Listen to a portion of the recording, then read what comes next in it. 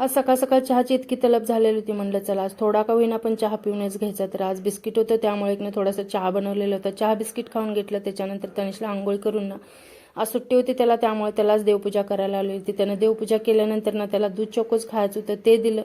त्याच्यानंतर मग नाश्त्यामध्ये ना चपात्या होत्या 2 उरलेल्या रात्रीच्या. म्हटलं फेकून देण्यापेक्षा ना त्याचा चुरा करून इकडे मस्त असं नाश्ता बनवून घेऊया.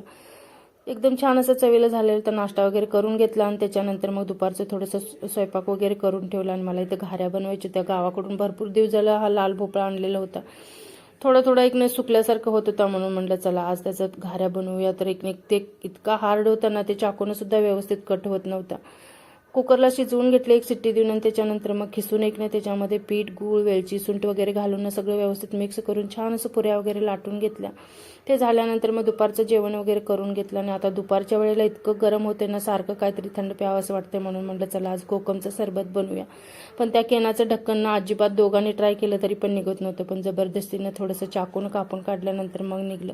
एकदम छान असं चवीला लागतो. आणि त्याच्यामध्ये थोडंसं चिया सीड्स घातले होते. छान सरबत तयार करून पिऊन घेतलं. आणि त्याच्यानंतर मग थोडंसं डीमार्टचं पण सामान आणलं होतं ते तनिषला लावायला लावलेलं. तर चला तर मग आजचा व्हिडिओ इथेच संपते. भेटूया उद्याच्या व्हिडिओमध्ये. व्हिडिओ आवडला असेल तर चॅनलला लाईक, शेअर आणि सबस्क्राईब करा.